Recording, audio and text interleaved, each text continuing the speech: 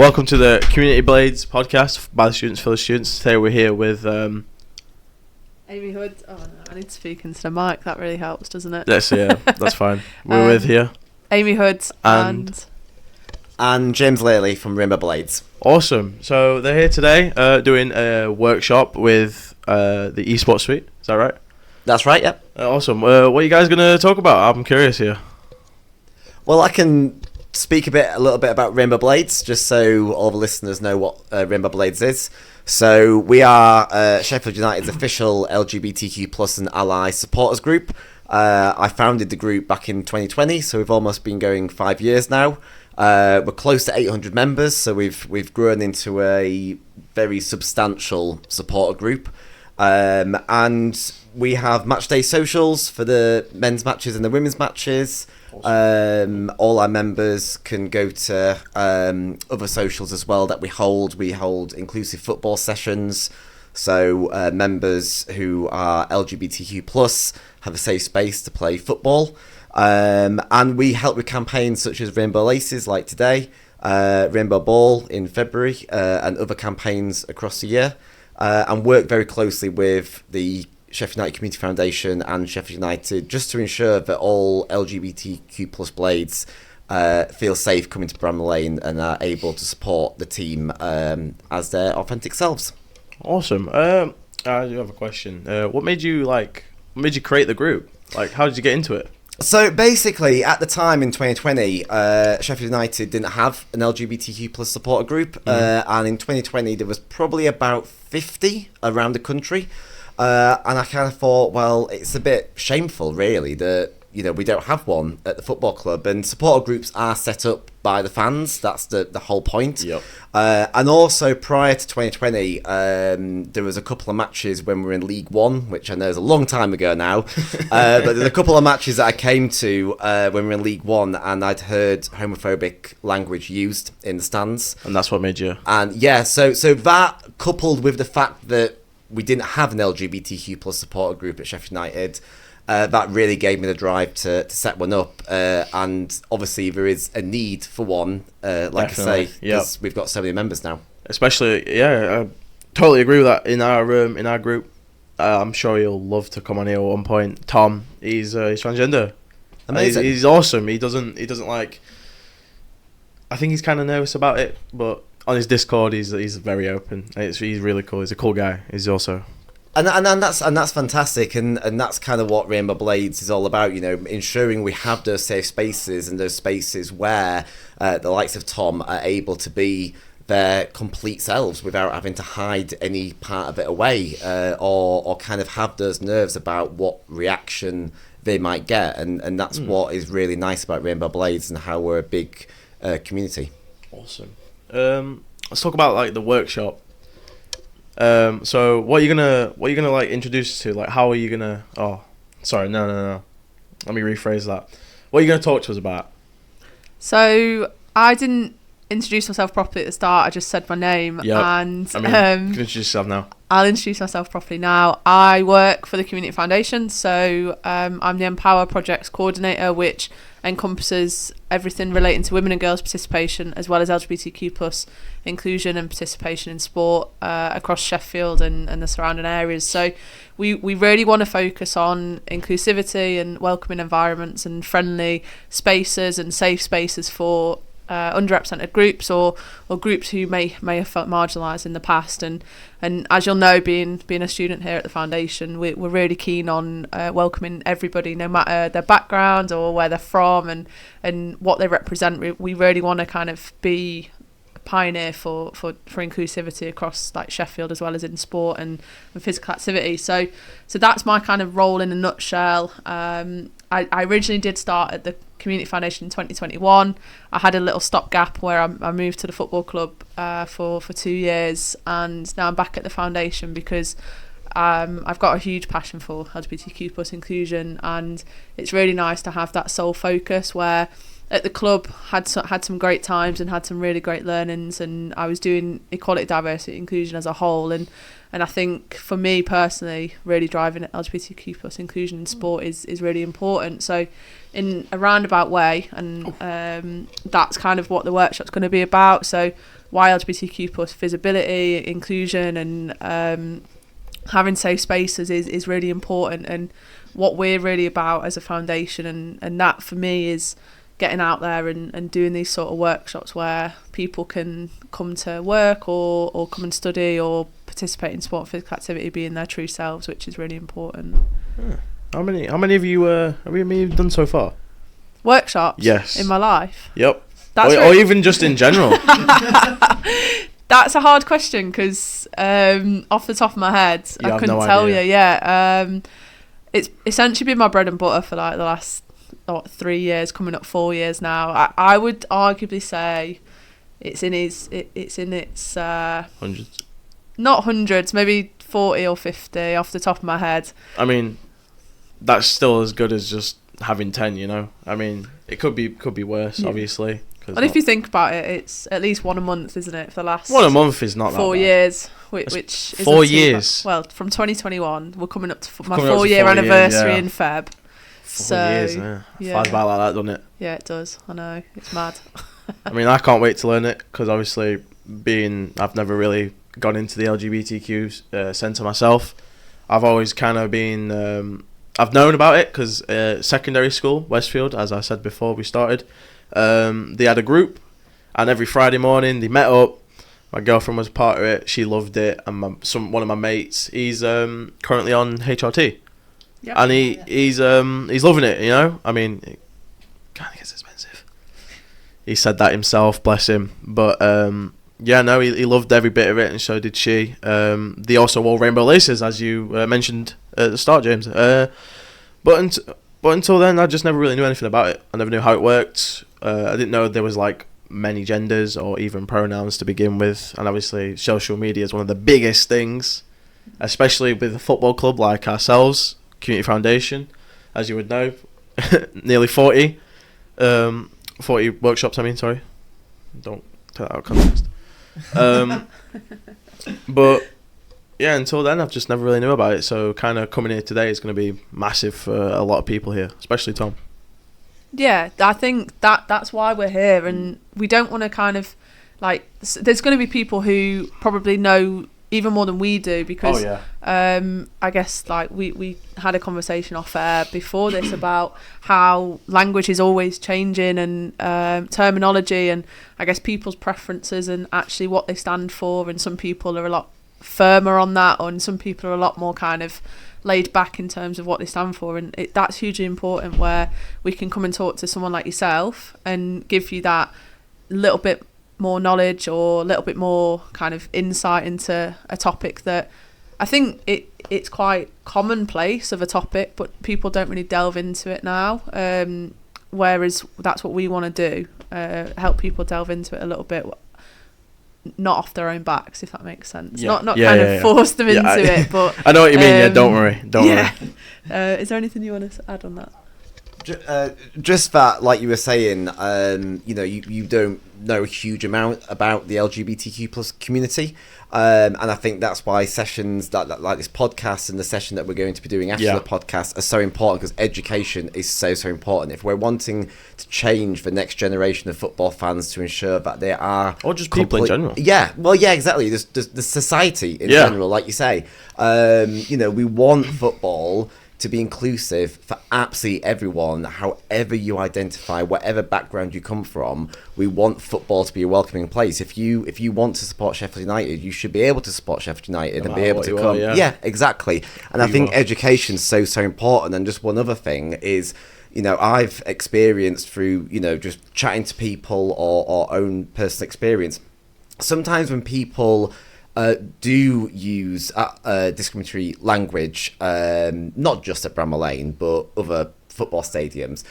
once they understand what impact that has had on an individual or a group of people, and once they have had that education and awareness, they actually then do realise, actually, that was really wrong what I did, and it's hurt people. So that's why stuff like today is really, really important, to kind of almost stop that part from happening.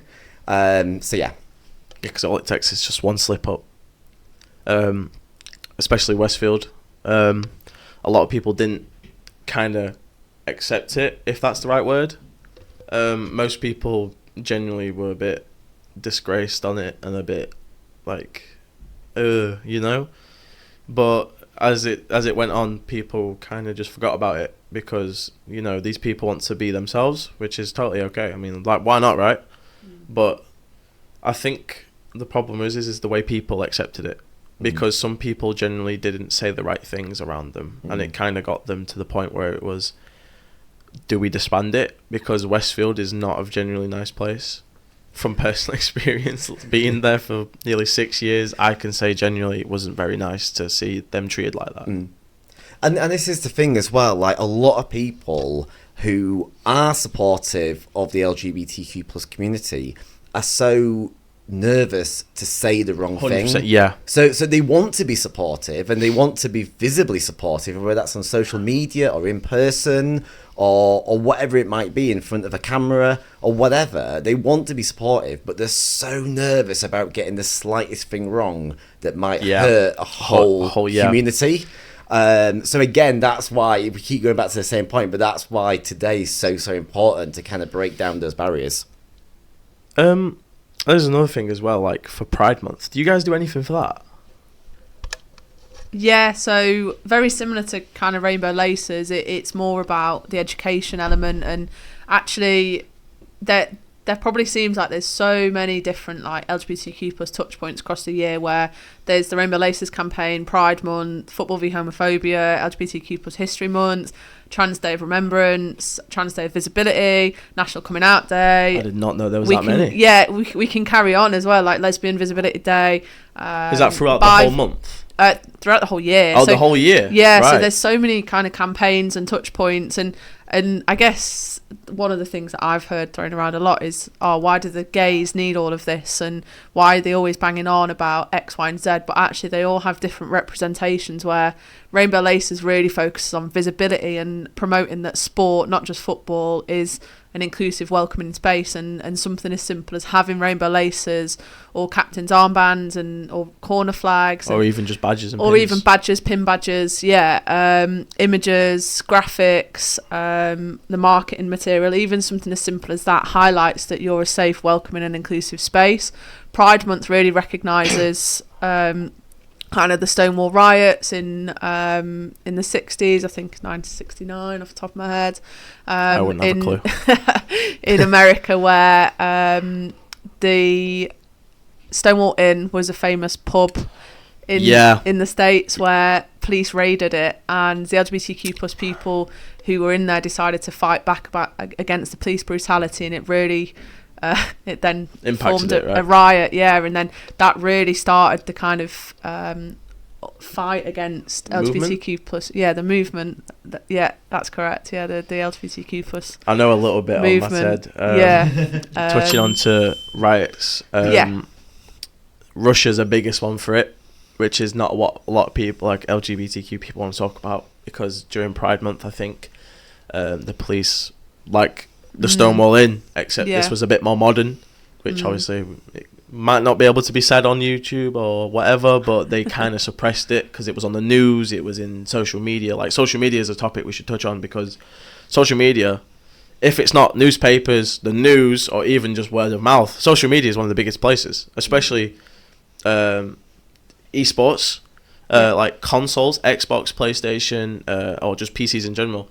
On social media, they changed for Pride Month to a rainbow logo. Like, PlayStation changed to their original logo, just with more colours, like for the flags and stuff. Xbox did the same thing, except they made the border and then the logo of Xbox rainbow as well. And I think PC kind of have it spread out on Google and basically everywhere. Like Twitter also is a big one, or X, should I say now. They did the same thing, I think, for a couple of days, and then they kind of stopped because, like, they stop after a bit and then change it. But I think what they should do is have it all year round, because why not support it just 1 month, right? I think there's pros and cons for both of it, and I'll let James touch upon that as well. And I know yesterday James went to the Trans Day of Remembrance in town, and I'll let James explain about that as well, where why these different campaigns are so important. But there's pros and cons for that in terms of actually, well, we want to show we're fully inclusive all year round, so why not change our logo? But then it kind of, like, you've also got kind of the marketing element where actually we really want to amplify this and give it its own platform for its, and like Soul Month or Soul Week or whichever campaign they're choosing to highlight, where actually it's really putting all resource into it and giving it a platform for that specific purpose. But then if you flip it on its head and you want it all year round, does it then lose its impact? And that's kind of point. It's the pros and cons to it. Actually, we're fully inclusive and we want to do it, but then we don't want to do it tokenistically just for the 1 month, and it's that kind of balance between the two. James, do you have anything further on that? Yeah, I think, stuff like Pride Month, especially where companies change their logos to rainbow colours, it is important for visibility, and it is important to have that platform.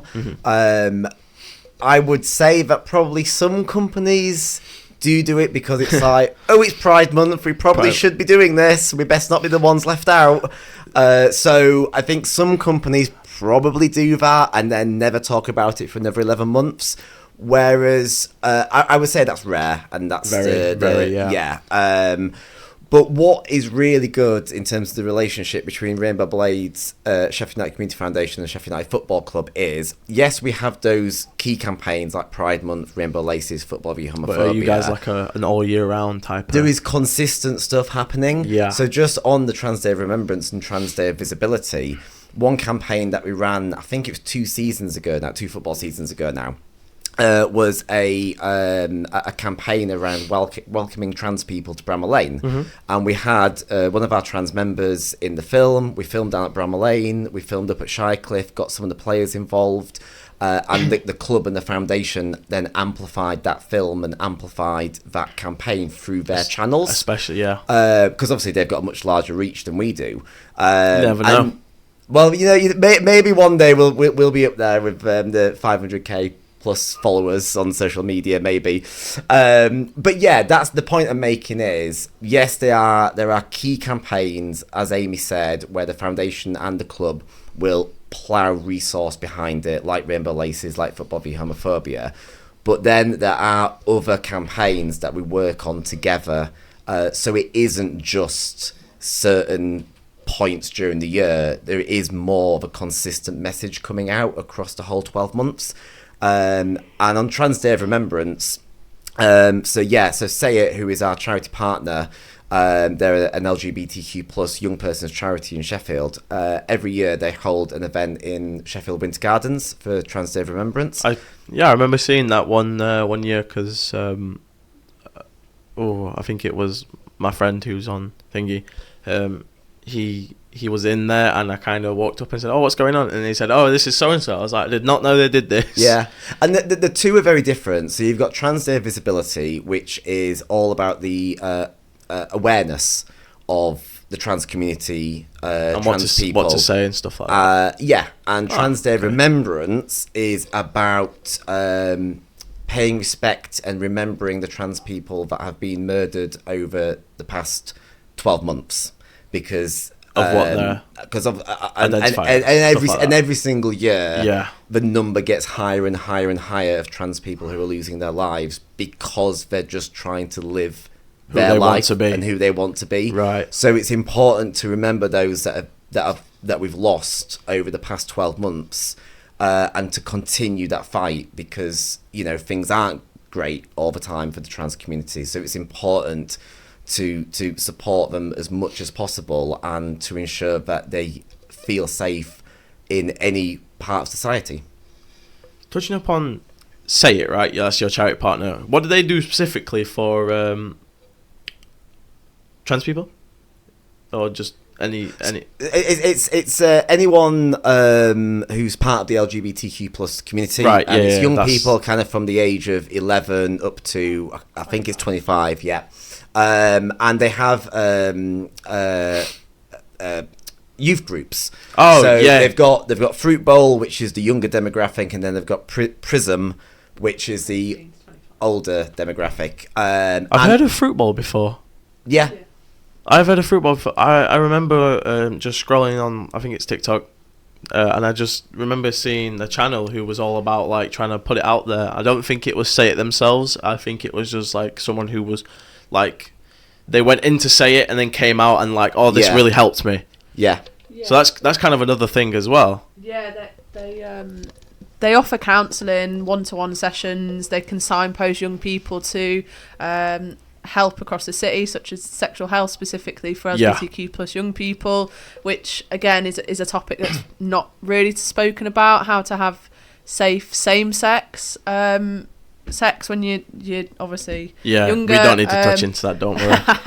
Yeah, no, with that we're not here for a sex ed today, but nope. We've already done, so they can do that as well, and they have the resource to really support with that. They have the resource to support with workshops, education. They have the resource to actually really delve into kind of neurodivergence in LGBTQ plus people, because there are links between neurodivergent people and LGBTQ plus communities. So they have so many different touch points, and within their youth space they have creative spaces, they have quiet spaces, they have engagement spaces, and they're really there to provide those spaces across the city and provide opportunities for young people that may not have necessarily had them, where they may help them with getting across the city safely, which some people may not actually think is an issue, but it can be for a young person who may be trans, and they might help them in terms of where they can get clothes, if they were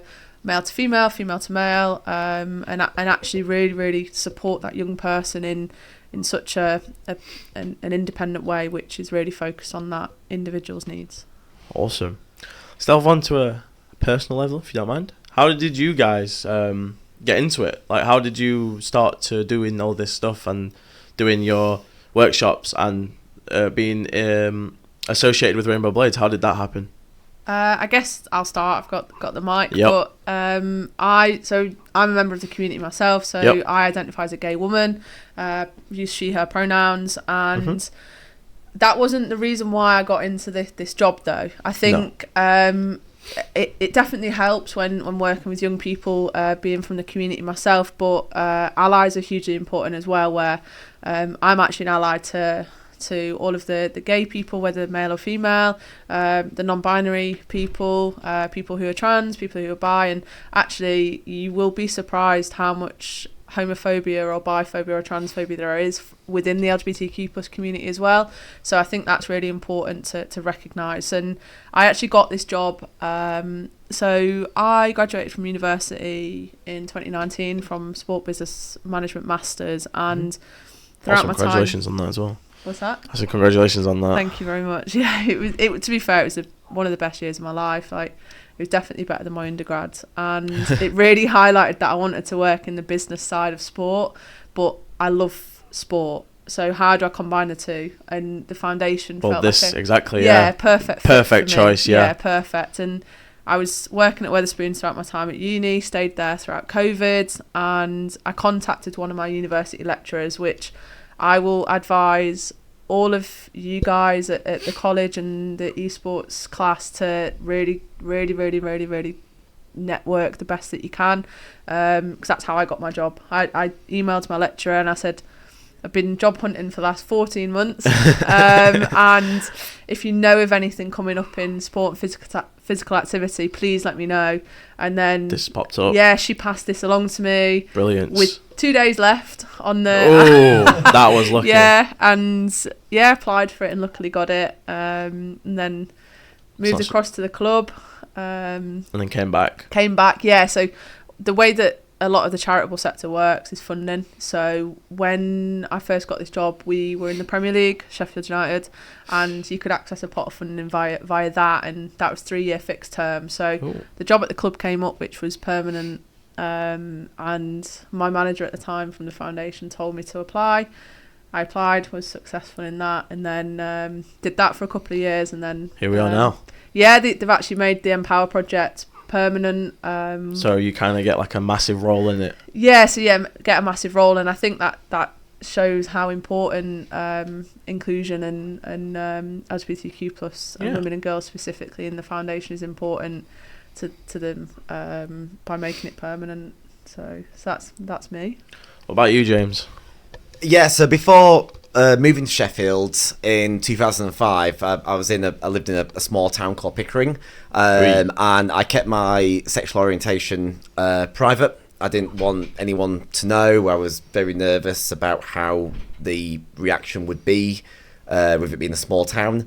And then when I moved to Sheffield, like I say, in 2005 to study at Sheffield Hallam University, it gave me a whole new lease of life, and Like a massive weight off your shoulders. yeah, exactly. And I realised, right, I can actually be myself now, and I can be an openly proud gay man. And yeah, had an amazing time at university. I've made friends for life, and I've just grown and become more and more confident because I'm now my true self. And you know, when you listen to footballers who have come out, like Jake Daniels, for example, from Blackpool, after he came out, he actually said, "I'm playing better. I'm scoring more goals." Because you've had that weight is lifted. He's not more nervous to play now. Exactly, yeah. So they're playing with so much more freedom, and that potential, that unlocked potential, is there.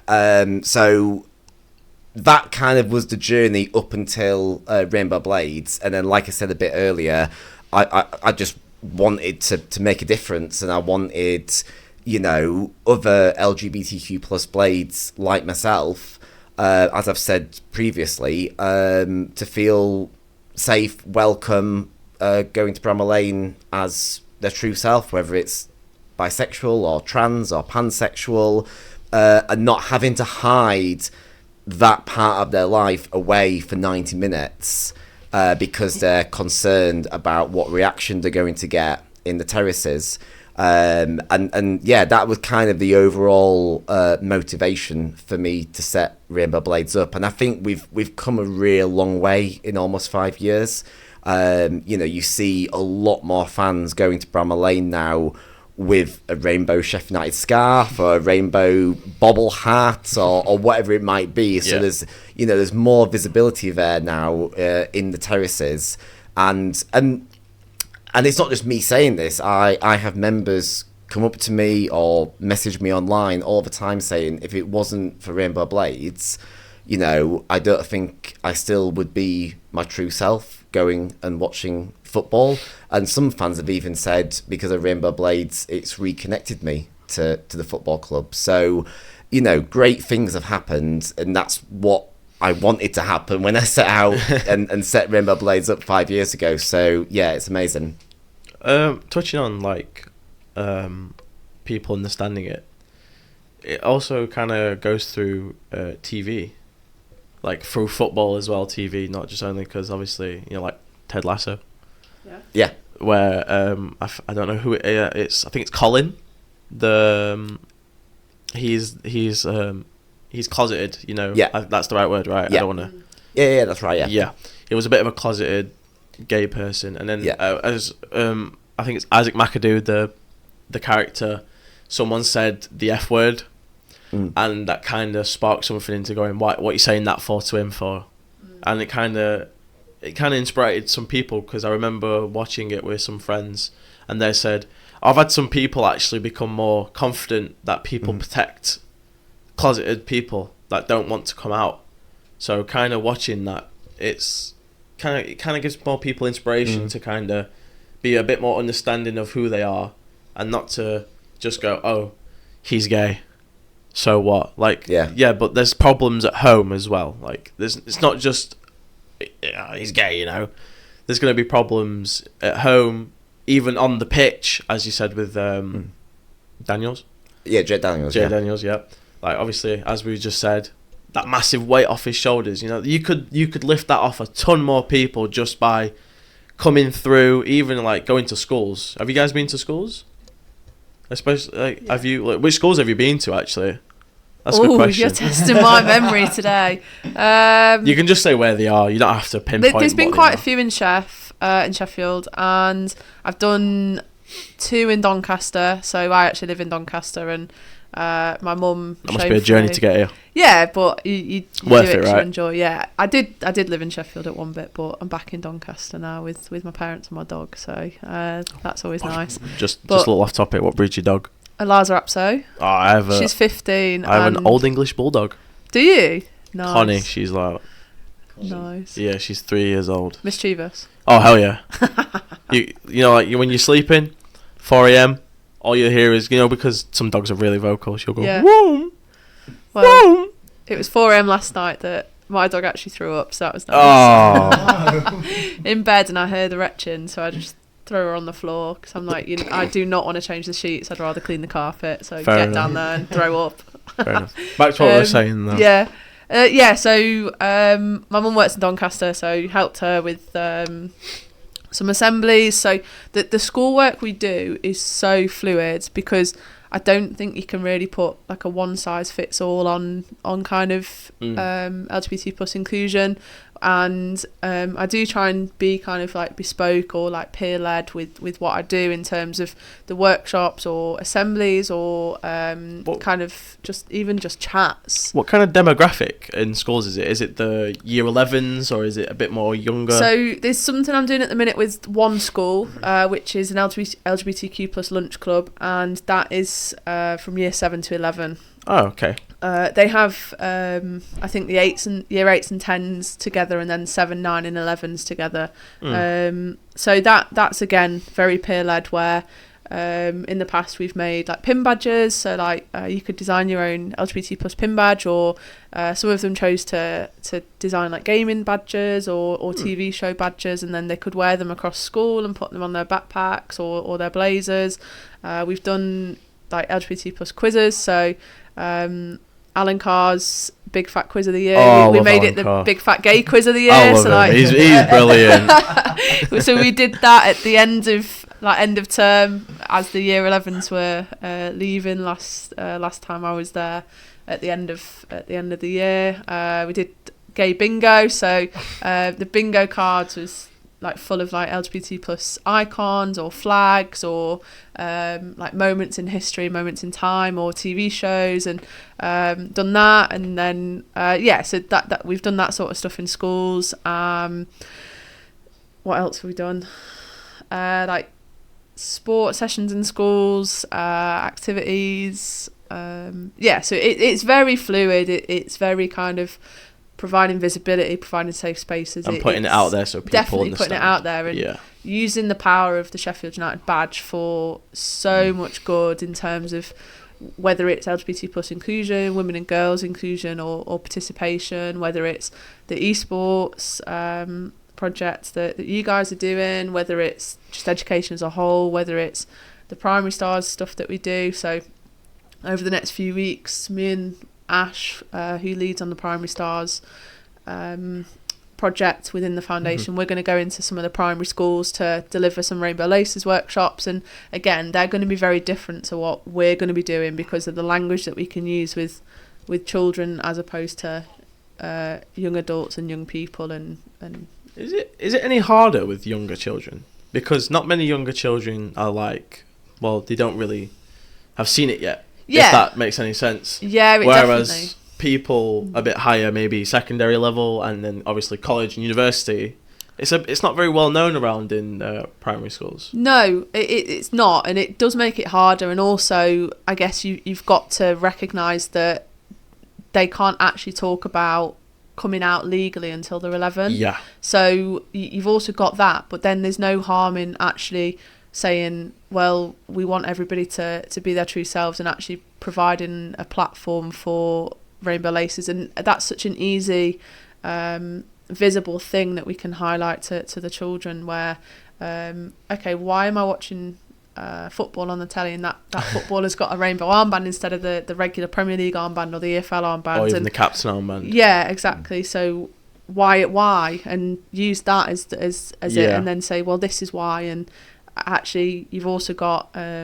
other things, other factors such as like people's faith and actually their That's probably a big backgrounds. one, yeah. Yeah, and I think they're the main kind of differences in terms of where you're delivering and the ages, and I think you just make your language a little bit simpler to use, and actually with children make it more interactive where more a bit hands-on. Yeah, a bit more hands-on, and they're getting up and doing things, and we've done some stuff at camps, haven't we, before? So I don't know if you want to touch upon that.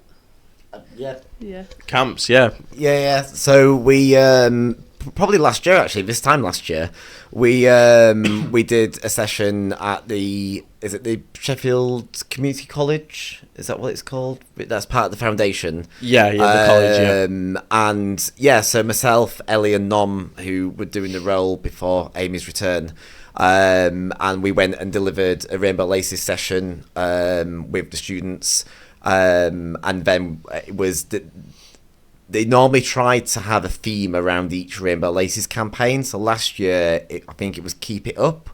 So we did a Keep It Uppy challenge, which I did not take part in, by the way. I just motivated everyone else. Yeah, don't worry, I'm terrible at football. And they did like a Keep It Uppy challenge where they had to keep the ball off the ground. They're in like groups of 3 or 4, and they had to move the ball around each other in the group without the ball touching the ground and get to the finish line.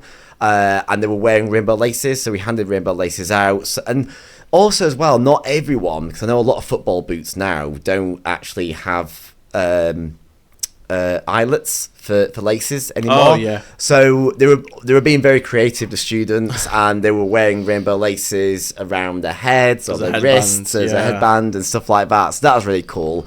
So we've done work with the community college in regards to that.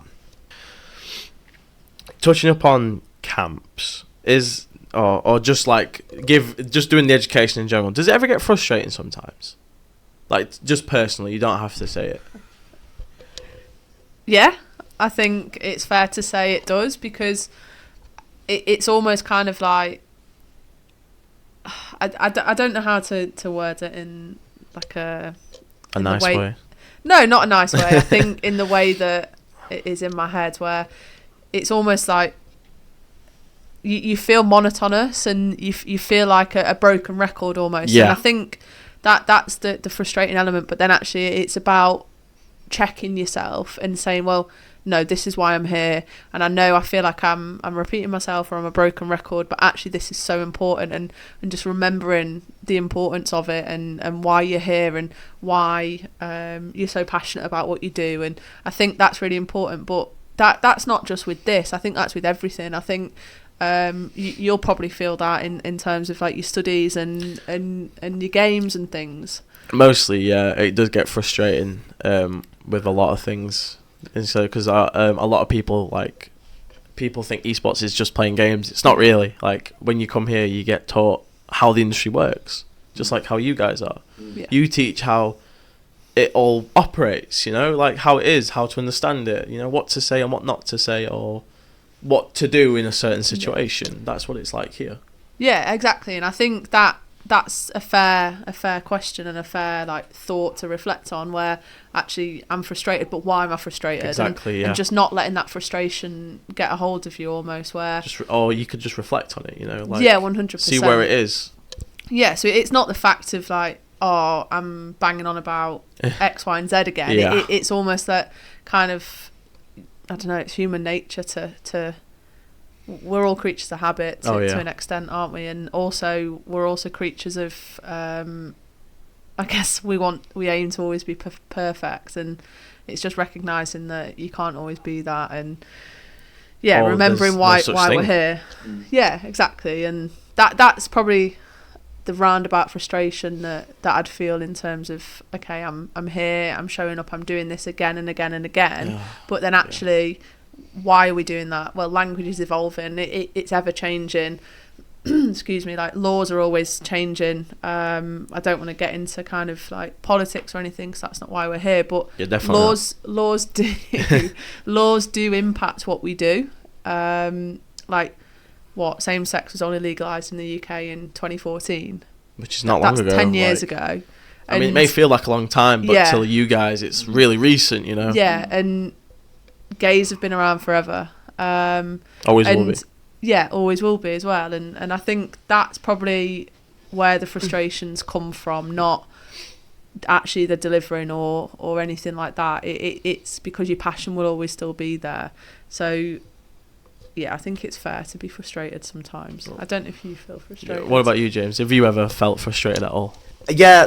I mean, I don't really have much more to add. I agree with everything what Amy said, and I think, but it's that passion. I think for myself and Amy and others that kind of do this type of work, the passion won't diminish because the groups of people you get in front of, whether it's at schools or camps or whatever it might be, or like College.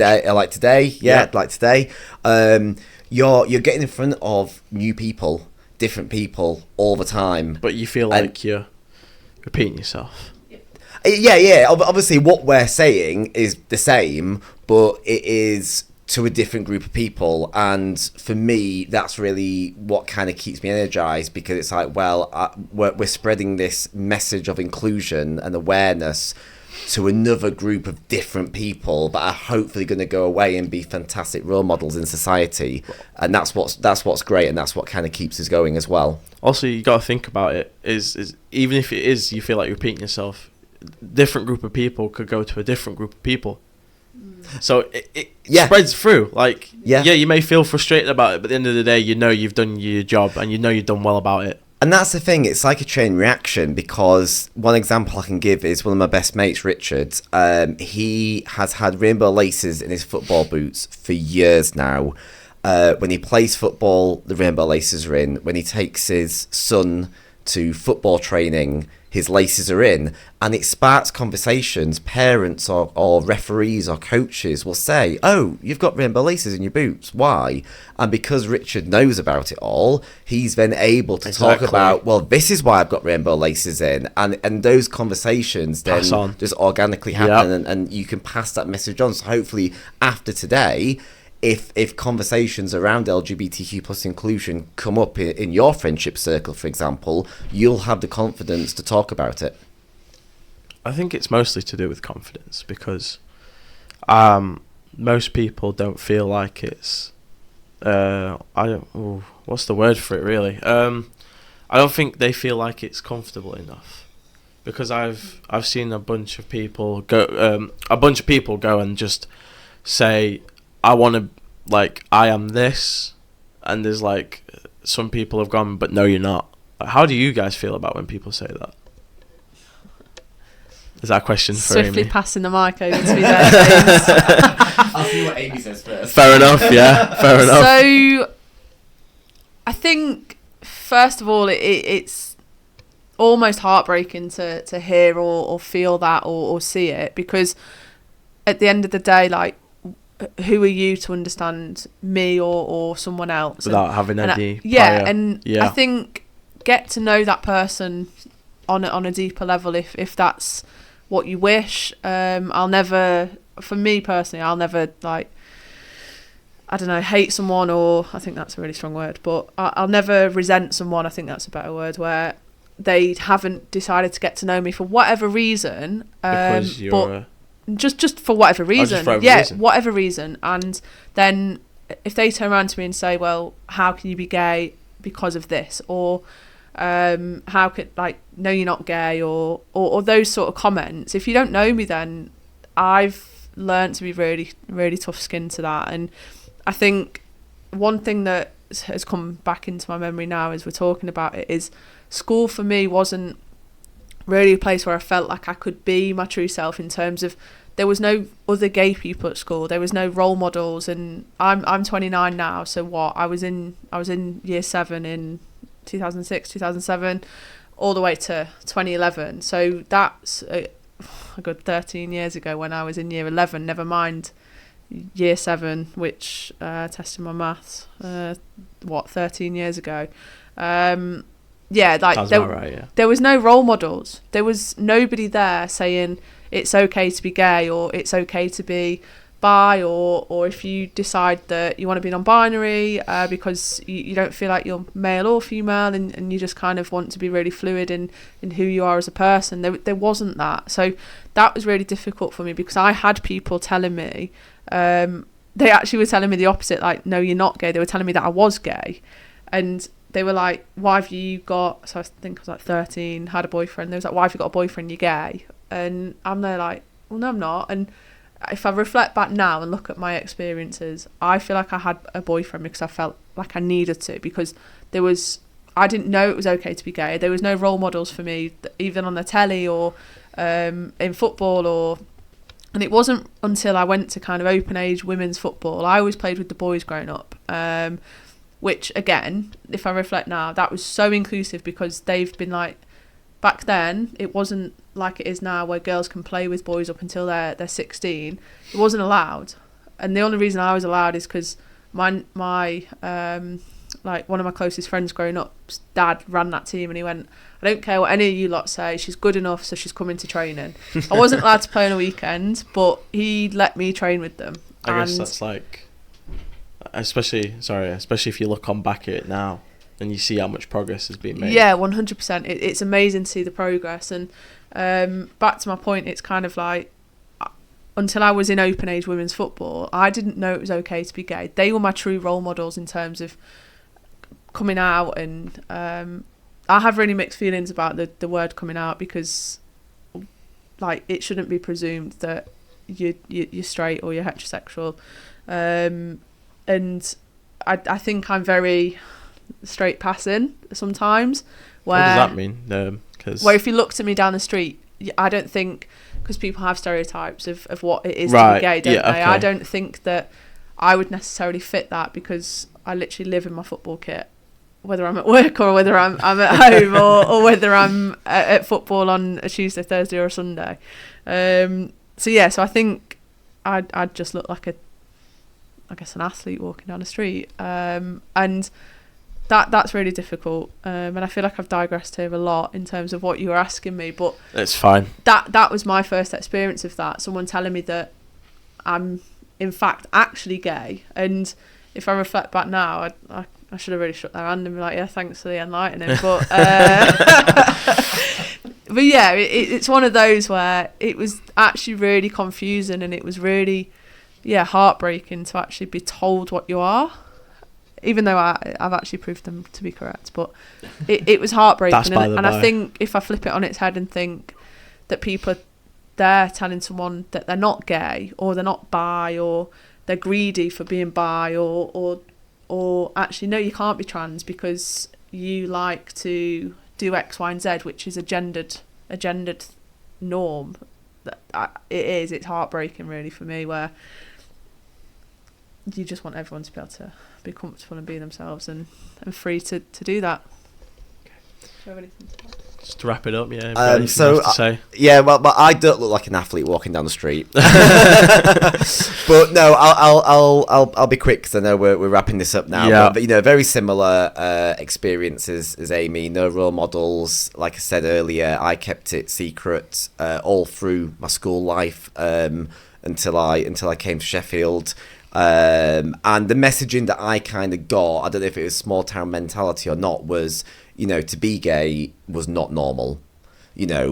We were kind of all told what normal is marrying the opposite sex, the whole 2.4 children type of narrative. Yeah. And I even went to the extent, and I get mad at myself now that I did this, and I guess it is quite upsetting as well, but I even went to the extent of trying to research how to turn straight, which is ridiculous because you can't turn straight, obviously. But I because I convinced myself, or others had convinced me, that living a straight life was easier than living a gay life. So, and it angers me that I even did that I even researched if there was a way of turning straight. Because I love my life. I love being a gay man. I love everything about my life. So yeah, I think, a lot has changed since then. There are a lot more role models. There was a lot of LGBTQ plus representation on TV, which I think is absolutely fantastic. Whether that is stuff like Heartstopper or, like you said earlier, Ted Lasso. So we really have moved a long way from when I was at school. Not that I'm old. I'm only 38, but it has we've come on leaps and bounds when it comes to representation. 100%. And I think I speak to a lot of parents whose children are at school and are openly gay or openly bisexual, because I think that whole environment has now changed. 100%. Right. Just to wrap up, thanks for coming in, guys, and I'm looking forward to this workshop 100%. But for listeners out there, thank you for listening to the Community Blaze podcast, and catch you guys later, I guess. Right. We also want to give James time to go on the sim. That's fine. F1. Yeah. Absolutely. Yeah. You can, That'd be So, awful. If we just want one last hello into the mics, close to 1 inch. Then Hello. Yeah. That was- Right. Awesome. Did you hear that one? What's the noise? Oh, clap. It doesn't work because it goes so loud. That's brilliant. That is brilliant. Okay, I'll check. Can we have an actual hello? Hi. Hello. No, You have to literally hold it. Really? Hello. It's not working. Hello. It was working.